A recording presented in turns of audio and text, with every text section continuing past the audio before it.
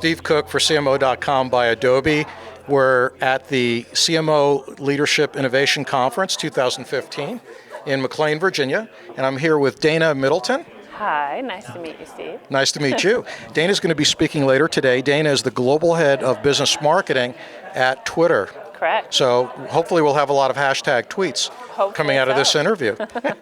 I've not seen your presentation yet, so tell us a little bit about what you're going to be talking about. Sure. So the presentation is based on a book that I wrote about 4.5 years ago now. It's kind of crazy that it was that long ago. And the basic premise is the fact that as marketers, we used to be all about persuading people to think differently. And now it's more about getting to people to participate with you.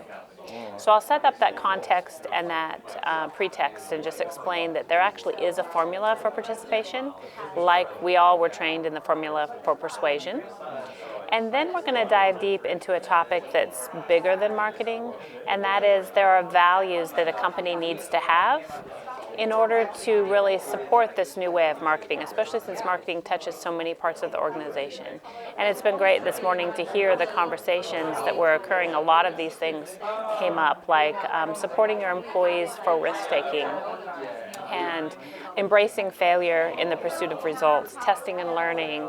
There's a lot of just core values there, and I have some examples to share around those core values. Right, and you're calling that the nurturist organization. The nurturist. So it sounds like participation marketing is equally applicable with your consumers, with your employees, with your strategic partners. It kind of needs to become part of the culture of the brand and company, I suspect.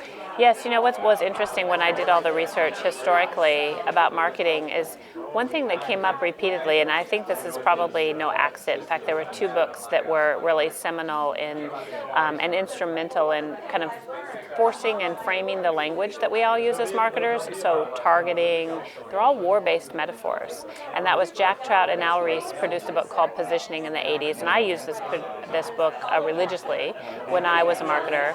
And then the guerrilla marketing, Levison's book. Again, guerrilla. Exactly. Military. Exactly. And so, but if you want to have a relationship with people, if your goal is to have that ongoing relationship, are war metaphors really appropriate? And this is where the nurturist came from. It was really about how do we perhaps use a gardening metaphor to talk about relationships and think about nurturing ongoing with our customers instead of attacking them or targeting them. And this is all important because we, as a society and all cultures, we've moved from an attention economy to an engagement and an experiential economy. Absolutely. So, and certainly that's what Twitter is all about. You know, Twitter is about people sharing their point of view, engaging others.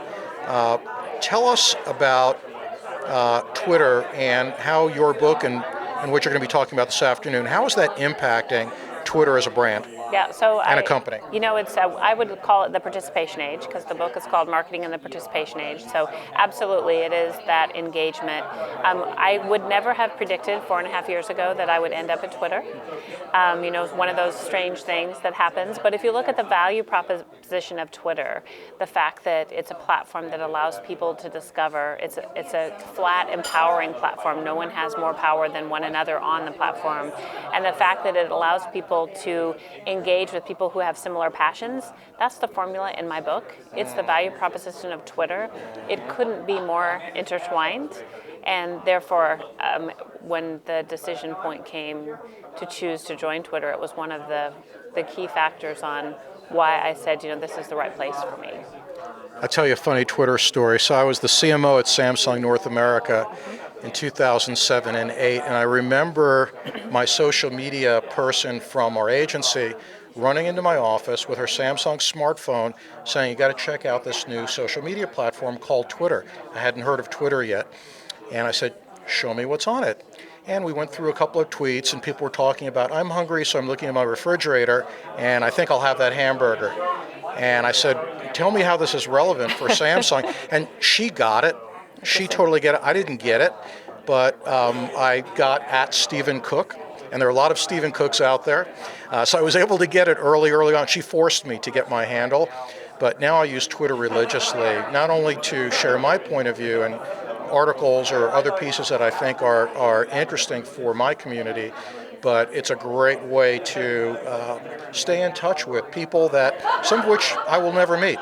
Yes, absolutely. So I find things on Twitter that I don't find anywhere else. And I think the other real value that's really unique about Twitter is if you want to know what's going on right now, boy, it is the only platform that really does that for you, whether it be many machines are tweeting. So if you think of all the Quake bots that are tweeting today, so I follow the Quake bots. And so if I hear my apartment shake in San Francisco, my Quake bot will tell me instantaneously where that quake was centered, how big it was, and there's no other tool for that today. Okay, so Daina, here's a Twitter question for you.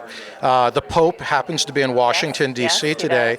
How many selfies do you think the Pope will tweet I don't know. on his parade tour today? That's really interesting. It'll be interesting to see. He does seem to be one of those key characters who really embraces social media, and I think he understands that it's a great way to build relationships with those people out there and to show that he's just one of them. And I think that's one of the reasons he's embraced it so much, which is amazing. He's very inspirational to me, and I would suspect he views Twitter as a way to have a virtual digital handshake with the world down to the individual level. It fits with his DNA. It does. Daina Middleton from Twitter. Thank you so very much. much. I look forward to your presentation. Thank you. Steve Cook for CMO.com at the CLIC 2015 conference in McLean, Virginia.